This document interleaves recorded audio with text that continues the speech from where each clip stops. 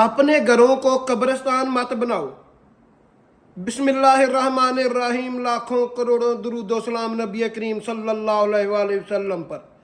हजरत अबू हुरैरा रज़ी अल्लाह ताला अन्हु बयान करते हैं कि नबी रहमत सल्लल्लाहु अलैहि वसल्लम ने इरशाद फरमाया कि अपने घरों को कब्रिस्तान मत बनाओ, क्योंकि जिस घर में सूरतुल बकरा पढ़ी जाती है उस घर से शैतान भाग जाता है। शैतान जिन है, जिन्नात शैतान यही सरकशी करते हैं, और जो तवीज़ गंडा करवाया जाता है वो इन्हीं की वजह से करवाया जाता है। जो जिसके ताबे होते हैं, वो जिस पर करवाया जाता है वो उनको परेशान करते हैं। शरीर होते हैं इंसानों की तरह ये अच्छे भी होते हैं। इसलिए जिस घर में बाकायदगी के साथ सूरतुल बकरा पढ़ी जाती है, आप नहीं पढ़ सकते अपने मोबाइल से रात को सोते वक्त सूरतुल बकरा चला दिया करें।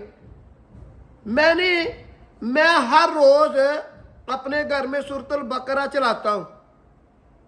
बच्चे भी और घर वाले भी शैतान से दूर रहते हैं और घर में खैर व बरकत भी आती है।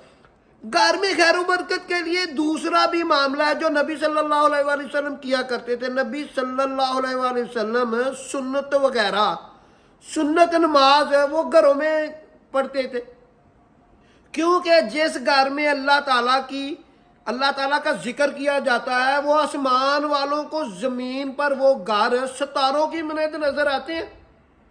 इसलिए अपने घर में कुरान मजीद बाकायदगी से पढ़ना चाहिए। जो भी हो वो घर में पढ़े और सुनते वगैरह नवाफल वगैरह बाकायदगी से घर में पढ़े।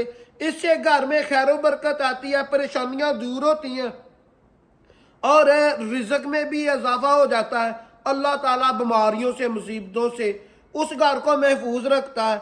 ऐसी अच्छी वीडियो देखने के लिए मेरा चैनल ज़रबुल इस्लाम सब्सक्राइब कर लें, बेल आइकन के निशान को ऑन कर लें ताकि मेरी लेटेस्ट वीडियो आपको वक्त पर मिल सके।